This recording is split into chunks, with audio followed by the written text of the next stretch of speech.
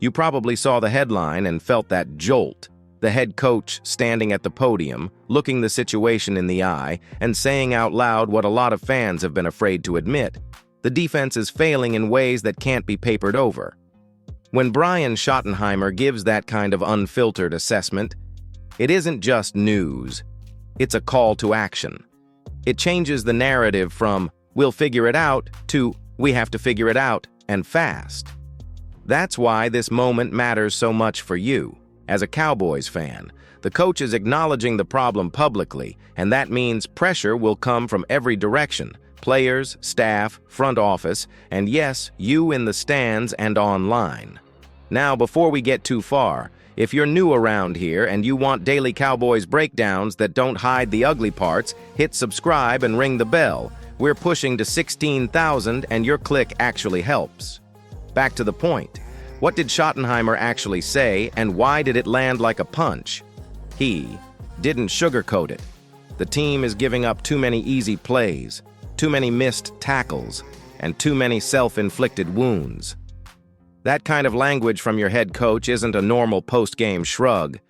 It's a leader trying to light a fire under everybody, from starters to coaches. And yes, fans should be mad, frustrated. But this is also the moment where truth can become the first step toward fixing things. Here's the other part that stings.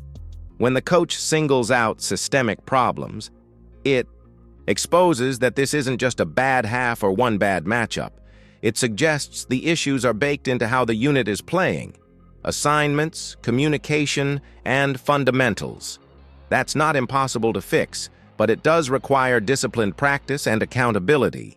And it might mean some uncomfortable lineup or scheme changes. I want to hear from you right now. In the comments, vote yes or no. Do you trust the coaching staff to make the changes necessary to fix the defense? Type yes if you do, no if you don't, and tell us why in one sentence. Stick around. Next up, I'll break down exactly which plays and which units are getting exposed and what it says about the defense as a whole. If you like straightforward breakdowns, give the video a like. It helps get this conversation to more Cowboys fans. Let's dive into what's actually breaking down on the field. When Schottenheimer talks about defensive struggles, he isn't speaking in generalities. He's pointing to very tangible issues that show up every week on film. First, coverage has been inconsistent. You've seen it. Defenders biting on fakes, leaving receivers wide open, or misreading routes at the worst possible moments. Those blown coverages aren't just a few yards lost. They turn manageable plays into big gains or even touchdowns. Then there's tackling. Missed tackles have a way of snowballing. A play that should end after a short gain suddenly turns into a long run or a first down because someone didn't wrap up. And when that happens repeatedly, it puts the secondary and the pass rush under pressure, and it forces the whole defense to chase the game. The third problem is pressure, or rather, the lack of it. The pass rush hasn't consistently reached the quarterback, which gives opposing QBs time to pick apart coverage. And when you combine missed pressure with shaky coverage, you're looking at a recipe for drives that wear down your defense and frustrate your offense. Add penalties to the mix: holding, pass, interference, unnecessary roughness, and you've got self-inflicted wounds that erase stops and momentum in a heartbeat. These aren't just isolated mistakes. They're patterns that Schottenheimer wants to see corrected immediately. Now, I know some of you are thinking, we've seen this before. Isn't this just another rough patch? And yes, patterns can persist, but the blunt honesty here is key. It means the coaching staff sees it, which is the first step toward accountability and real change. Take a moment and think about the plays you remember most from the last few games. Chances are at least one fits this pattern: a misread, a missed tackle, or a penalty that killed the drive. And that's exactly what Schottenheimer is calling out. I want to hear from you. Which of these issues worries you most? Coverage, tackling, or pass rush? Drop a one-word reply in the comments and let's see what fans are feeling right now. And before we move on to the next chapter, a quick reminder. If you like these in-depth breakdowns, hit that subscribe button and ring the bell. Every click helps us reach our goal of 16,000 subscribers so we can keep delivering honest takes straight to Cowboys Nation. Up next, we're going to talk about coaching and scheme. Who's responsible for these breakdowns? And what might actually change when the team steps onto the field next? Now that we've seen the problems on the field, it's time to talk about coaching and scheme. And who's really responsible for what we're seeing? When Schottenheimer steps up and calls out the defense, he's not just pointing fingers at players, he's acknowledging that some of these struggles start at the top. As head coach, he sets the tone and holds the staff accountable. That includes the defensive coordinator, who designs the game plans and decides how to deploy the players. If schemes aren't working, it's on him to adjust. But responsibility doesn't stop there. Position coaches play a huge role in fundamentals: tackling technique, coverage reads, alignment. If players are consistently missing assignments or making mental errors, it often reflects the quality and consistency of coaching in practice. Then there's the roster construction itself.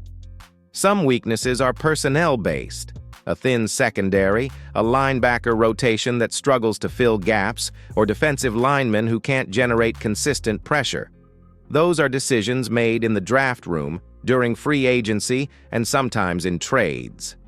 The tricky part is separating what can be fixed with coaching tweaks versus what requires personnel changes. Sometimes a shift in alignment or play call adjustment can hide a weakness temporarily. Other times you need a different starter or rotation to get the performance you expect. For fans, it's frustrating because the problems are visible every week, but it's also a critical reminder that football isn't just about talent. It's about preparation, strategy, and accountability. Now here's a question for you.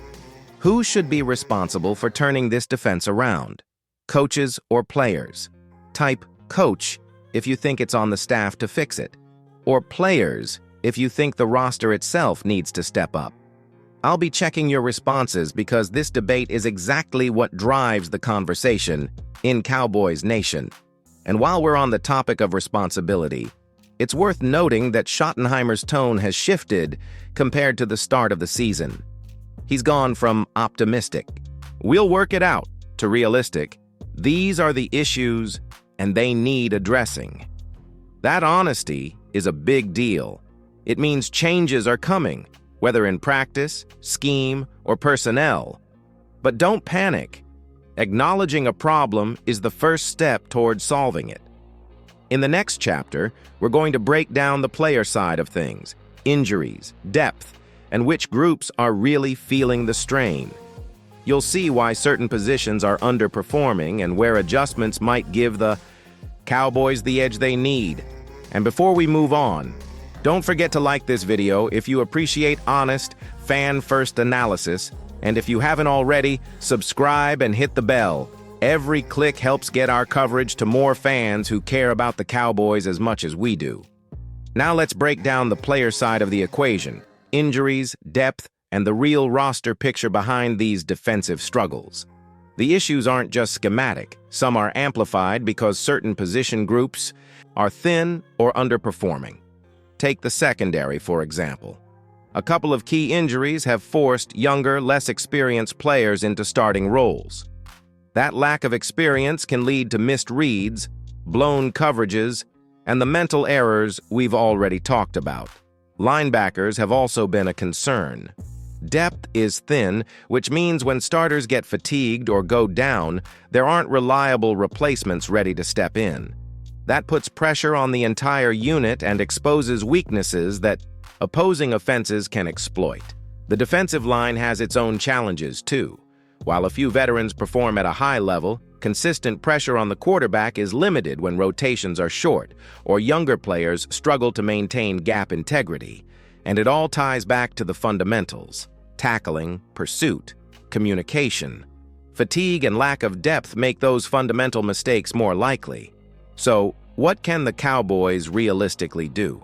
Short-term fixes might involve lineup adjustments, giving certain young players more reps in practice, or elevating practice squad talent to fill gaps. Longer term, the front office may need to consider trades or free agent signings to add depth at critical positions, particularly in the secondary. It's a balancing act because you can't overhaul the roster mid-season, but small, targeted moves can make a measurable difference if paired with disciplined coaching. Now I want to hear from you. If you could bench one struggling player or give more snaps to a rookie, who would it be? Drop their name in the comments. Let's get a conversation going about who should see the field more. And here's another quick yes/no for you. Do you think the Cowboys should trade for a veteran defensive back right now? Type yes or no. I'm curious to see what fans think. Remember, these discussions aren't just opinion. They help the coaching staff gauge fan expectations and energy. As we head into our final chapter, we'll pull all of this together. Coaching, scheme, roster, and injuries to look at the path forward. You'll see what realistic fixes could look like, what fans should expect in the coming games, and how the team can start showing tangible improvements. Stick with me, because understanding the depth picture is essential to knowing which areas the Cowboys can actually address and which weaknesses might linger. And don't forget, if you appreciate this kind of detailed breakdown, hit that like button and subscribe if you haven't yet. Every click helps get our analysis to more Cowboys fans who want the truth about the team. Now that we've dissected the defense, coaching, and roster, it's time to look at the path forward. What the Cowboys can realistically do to fix these problems and what you should watch for as a fan. First, accountability has to start with the coaching staff. When Schottenheimer called out the issues, he set the stage for change. That means position coaches drilling fundamentals like tackling and alignment, defensive coordinators adjusting schemes to better fit personnel, and the head coach holding everyone accountable. Second, fundamentals can't be ignored. Tackling, pursuit angles, reading plays correctly, these are the building blocks that stop big plays and create momentum. The team can practice all week, but these skills have to be executed under pressure during games. Third, scheme adjustments will be key. The coaches may tweak alignments, rotate players differently, or adjust coverage responsibilities to hide weaknesses until younger players gain experience. And finally, there's roster tinkering. Injuries and depth concerns mean certain backups or practice squad players could see more snaps, and targeted moves, like signing a veteran defensive back or linebacker, could help stabilize the unit. For fans, it's important to have realistic expectations. Improvements may not be instant, but by looking at key metrics, fewer penalties, better third down defense, and an increased pressure rate, you can see if the coaching staff's changes are taking hold. Watch the plays that previously exposed weaknesses. Even small progress there is a good sign. Now I want to hear from you. Do you still believe in this team's playoff chances? Type yes or no in the comments. Let's see how Cowboys Nation is feeling after this deep dive. And before we wrap up, one final call to action. If you haven't subscribed yet, hit that button and ring the bell. We're pushing to 16,000 subscribers, and your support makes it possible to keep delivering honest, in-depth coverage like this.